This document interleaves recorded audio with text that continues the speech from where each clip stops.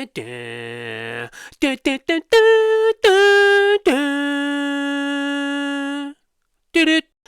afternoon, Canada. How are ya? I am your host, Parmesan, and this is Niagara Due North. And today, folks, is the day that Mark Carney goes to Washington. Now, I tell you, I watched the whole thing. It was very normal. Takeaways include Trump never stopped talking about the 51st state. Mark Carney was never asked a question. He was never talked to. And the only time he did talk, he had to interject himself. And it took a long time before he had to interject himself. You could see the hand. Sometimes he didn't get to speak after the hand came up. He was almost not even there. I don't know. Maybe it went better than that for me, or for someone else out there that saw it. I watched CBC afterwards. They couldn't find anything good to come up with.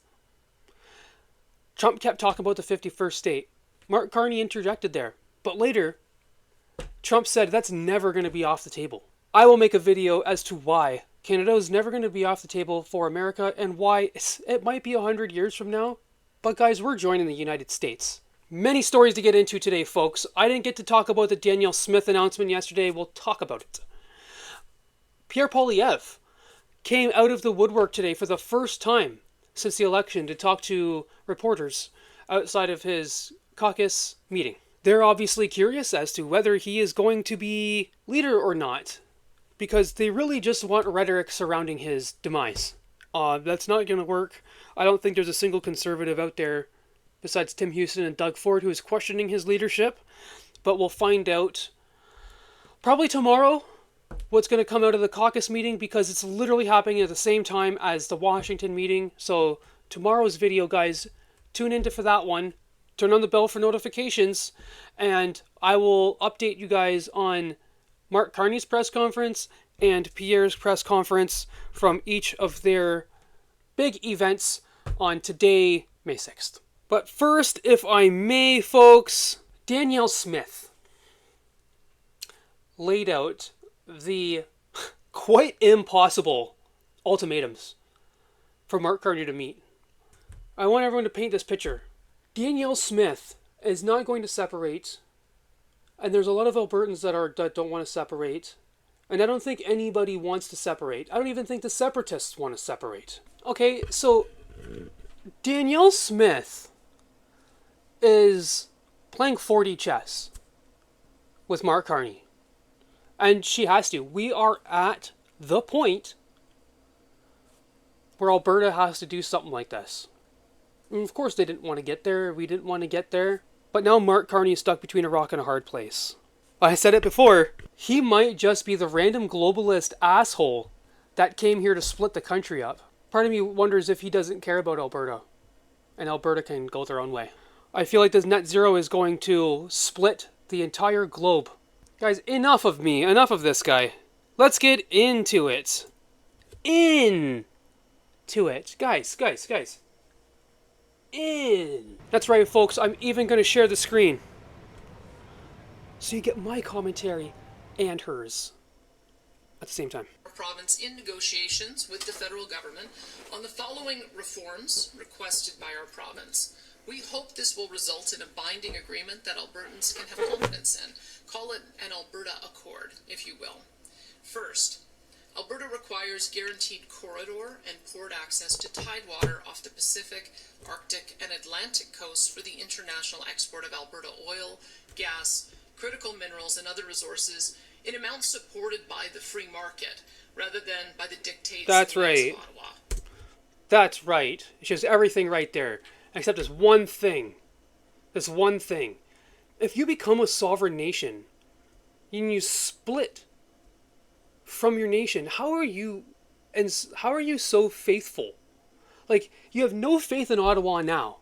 You're going to split from Canada, become your own country, and have faith that they're going to have good deals with you? I don't get it. If I was Prime Minister during an Alberta separation, even Quebec separation, okay, I would immediately bomb the shit out of all of those oil fields. You'd be done. I just wouldn't allow that for that to happen. And if you wanted a corridor to go through my country to get to the Pacific Ocean, there's a 1,200% tariff on that. Which makes Alberta go straight to the United States and is the United States Jesse meth slave. The federal government must end all federal interference in the development of provincial resources by repealing the No New Pipelines Law, C-69, the oil tanker ban, the net zero electricity regulations, the oil and gas emissions cap, the net zero vehicle mandate, and any federal law or regulation that purports to regulate industrial carbon emissions, plastics, or the commercial free speech of energy companies. These laws are destroying investment confidence and costing Canada and Alberta hundreds of billions in investments each year. They need to go. That's right, folks, and that's number 2. Will any of that happen? That one's the most likely, I think, out of the 4 to actually happen. If Mark Carney actually goes through with any one of these things, I don't know what I'm going to think about that. That's going to be tough on my brain. Third, the federal government must refrain from imposing export taxes or restrictions on the export of Alberta resources without the consent of the government of Alberta. Frankly, all provinces should be given that same respect for their resources. And fourth, the federal government must provide to Alberta the same per capita federal transfers and equalization as is received by the other 3 largest provinces, Quebec, This is the big one. Ontario, and British Columbia. We have no issue with Alberta continuing to subsidize smaller provinces with their needs, but there is no excuse for such large and powerful economies like Ontario, Quebec, BC, or Alberta to be subsidizing one another. That was never the intent of equalization, and it needs to end. And you know what? It's those 4 provinces equally. Take that for an equalization payment. The top 4 largest provinces divvy out a little bit to everywhere else. Guys, Alberta is the only place divvying money out. And you know what? Ontario has banks so big that Alberta's oil companies could only fucking dream they were that big. If these points can be agreed to by the federal government, I am convinced it will not only make Alberta and Canada an infinitely stronger and more prosperous country, but will eliminate the doubts a growing number of Albertans feel about the future of Alberta in Canada. Right, and that's perfect. What is the angers that of an Albertan? It's the money. It's the money and it's the restrictions from some rich fuck thousands of miles that way. Alberta won't split because these problems will get solved eventually. Guys, hold on just a little longer. It sucks really bad. Okay? But I'm a conservative from Ontario. Honestly, my votes count like just as much as yours do. Conservatives picked up 25 seats in Ontario and it did absolutely nothing. So I'm with you guys. I'm with you guys. Don't split though. Wait. Just a little longer. And then I'll come with you. Alright guys, the moment we've all been waiting for, it's today's top story!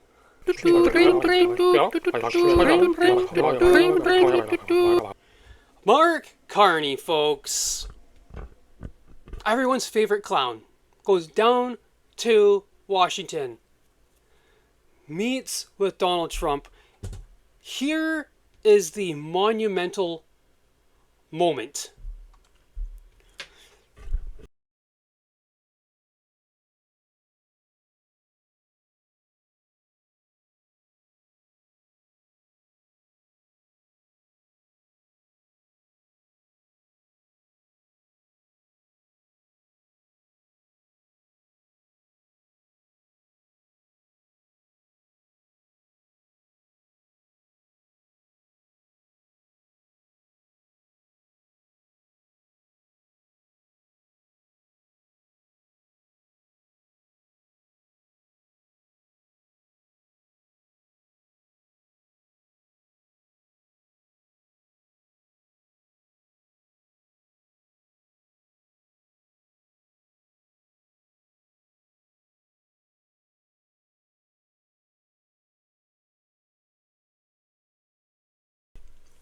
And it was 10 minutes after this, folks, that we got to the meeting.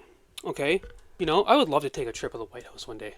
I would love to leave Ontario or Canada just to go somewhere. That would be so nice. That would be so nice. Folks, I got a link to buy me a coffee. If you buy me a couple thousand coffees, I might be able to leave this province for a day or two and go have some kind of fun that other humans have. What is there to take away from this? Okay. Starts off lovey-dovey. Okay. The art of foreign affairs. When the cameras are on, smiles are on, everyone's lovey-dovey. I would like to see what happened after that. Because, let me tell you guys, I don't personally know whether to tell you guys if it was good or not. But I can say this. Mark Carney was almost ignored the whole time. Not a single reporter asked Mark Carney a question. Mark Carney had to interject himself at certain points. We'll see those highlights. I think those are probably the only highlights that are worth anything, because it's crazy. There was a lot of talk about a lot of other things. For the first while here, he's talking about the Houthis and doesn't even talk about anything Canada related at all. And then he starts with the 51st state talk. Of course, we got to get to the 51st state talk. Also, before I get into it, I have to apologize greatly. CPAC has been, over the past few weeks, really garbage and trashy. And I have actually even screen recorded some of their stuff and got no volume. Okay? But this is a really choppy meeting, and it freezes a lot. I'm going to try to do my best to cut all that out, but also keep the information in. But the crappy thing, man, I know there was at least one big part that was just frozen through this comment, and we got to watch it, unfortunately. But here we go, guys. We're starting it. It's also very loud with reporters. Okay, so this is just the beginning. Mark Carney looks uncomfortable. Okay, he is intimidated slightly, and then here comes the choppiness that I was talking about. This goes through the whole thing. Thank you very much, everybody. But yeah, David Cochrane is there. Katie Simpson is there. Your usual candidates. Where his party was losing by a lot. Talks about the ended up winning, so I really talks about how great it was that Mark Carney won and how nice of a guy he was that he won, and he wanted to congratulate him, but he thought he was going to lose. Wait, I wonder. Congratulate him was probably one of the greatest comebacks in the history of politics, maybe even greater than mine. But I want to just congratulate you. That was a great election, actually. We were watching it with interest, and I think Canada chose a very talented person, a very good person, because we spoke before the election quite a few times. And it's an honor to have you at the White House and the Oval Office. And you see the new and improved Oval Office as it becomes more and more beautiful with love. You know, we handle it with great love and 24-karat gold. That always helps too. But it's been a lot of fun. Here's Mark's first. Thank you, Mr. President. I'm on the edge of my seat, actually. But thank you for your hospitality and above all for your leadership. You're a transformational president, focus on the economy with a relentless focus on the American worker, securing your borders, ending the scourge of fentanyl and other opioids, and securing the world. And I've been elected with my colleagues here, with the help of my colleagues here. I'm going to spread the credit to transform Canada with a similar focus on the economy, securing our borders, again on fentanyl. With a similar focus. Much greater focus on defense and security, securing the Arctic and developing the Arctic. And you know, the history of Canada and the U.S. is we're stronger when we work together, and there's many opportunities to work together. And I look forward to, addressing some of those issues that we have, but also finding those areas of mutual cooperation so we can go forward. very nice. That's great. The only thing that I can say about that is he didn't lay out a single thing of what he was going to do for the Arctic. Pierre laid out what Pierre was going to do for the Arctic. And 4 icebreakers is utter garbage. Okay, Canada needs literally to pump out icebreakers from now until the end of the century. Literally, it takes like 4 or 5 years to build one. So now until like the end of the century, and that will still only get us what, like 40? Well, like 40 icebreakers? And that sounds like a lot, guys. Russia's got 60. I don't know, but that was the first thing he said. What's the top concession you want out of Canada? The top concession you want out of Canada? Concession? Yes. Friendship. But that's not a concession. No, we're going to be friends with Canada. Regardless of anything, we're going to be friends with Canada. Canada is a very special place to me. I know so many people that live in Canada. So I have to ask all of you elbows up people out there, was this what you were expecting? Did you guys want to become friends with Donald Trump and the Americans? Is that what you guys wanted? With all of this rhetoric around Alberta separatists, Elon Musk, and all of Donald Trump's policies, you guys have been wanting to peel away completely from the MAGA agenda and go solely hard, balls to the wall, on woke and net zero. And now you guys are all so happy that Canada is going to become such great friends with Donald Trump in America. That is great. Great for all you lefties out there. It's funny. The right, we keep winning. We keep winning over here. Okay, so we're finally here at the 51st state stuff, and I'm going to go get a drink.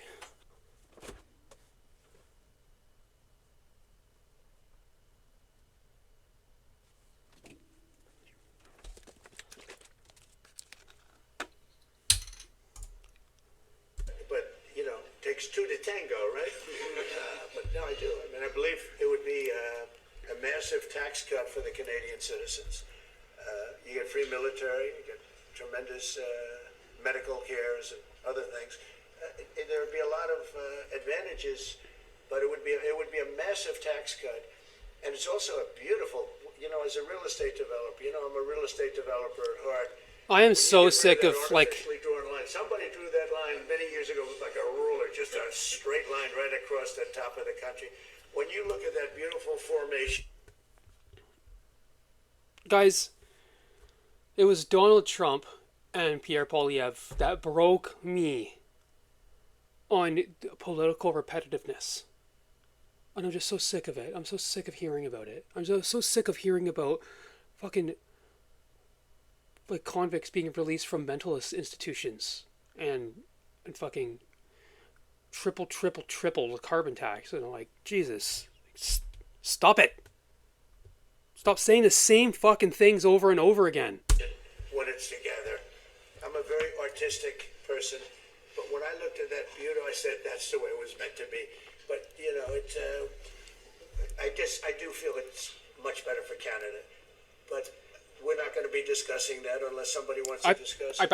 I think that there are tremendous benefits to the Canadian citizens, tremendously lower taxes, free military, which just gonna wait my turn. We give you essentially anyway because we're protecting Canada if you have Apples a up. problem. But I think it would really be a wonderful marriage because it's two places that get along very well. They like each other a lot. Well, if I may, as you know from real estate, there are some places that are never for sale. That's true. We're sitting in one right now, Buckingham Palace, that you visited as well. That's true. And having met with the owners of Canada over the course of the campaign last several months. What did you just say? What did you just say?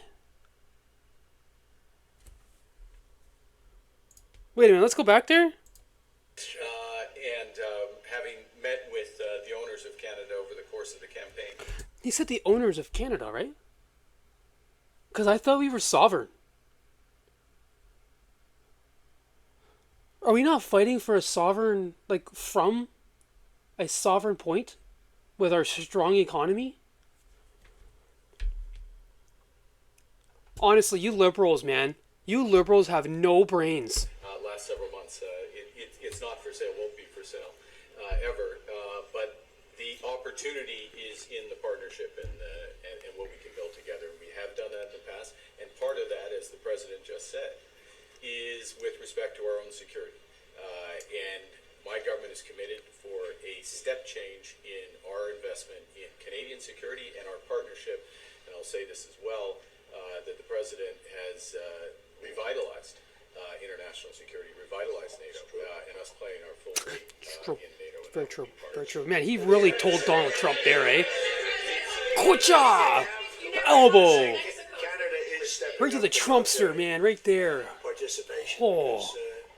Because, Oh, man. you know, they were low, and now they're stepping it up, and that's a very important thing. But never say never. Never say never. Guys, as of right now, Mark Carney and Donald Trump are talking about what's going to happen to Canada if Canada decouples from United States and goes towards China. That is what they're talking about right now. Because that's what's important here. That's what's at stake. What would it take to get the tariffs off of Canada? Well, we'll be talking about different things. You know, we want to protect our automobile business, and so does Mark. And folks, tomorrow we'll be taking a bigger deep dive into this. We had to talk about the 51st state stuff, right? Last but not least, guys, I'm going to leave you folks on a high note. And lastly, folks, I'm going to leave us here on a highlight. Pierre Poillievre is back in town for his Conservative caucus meeting. With obviously no chance of losing his leadership bid. But here he is, scrumming with some reporters, just like the good old days. What have you learned from this election, and how will you grow? Well, what we learned, I think we all learned, is that the map has changed dramatically. Like if you had told me that, for one, that we would get 41% of the vote a couple of years ago, I would have said, wow, that's ambitious. But if you told me that we would get 41% of the vote and still not win, I would have said, you're crazy. But in fact, our electoral map has changed. It's at this point, right now, it could change again, but right now it's looking more and more like a two-party map, where getting 41%, by the way, the best result that we've had since 1988, is not enough. Was not enough to form government. So we have to ask ourselves, how do we first of all keep the enormous number of the 8 million people who voted for us? That was just almost 2.5 million more than the previous time. But then add another roughly 1 million votes that will allow us to get over the finish line. And that's something we're going to be talking with. We have to spend a lot of the summer listening carefully to people in the communities, coffee shops and town halls and other events. We can find out who are the people that are most likely to join this growing movement and get us over the finish line. So Freaking great.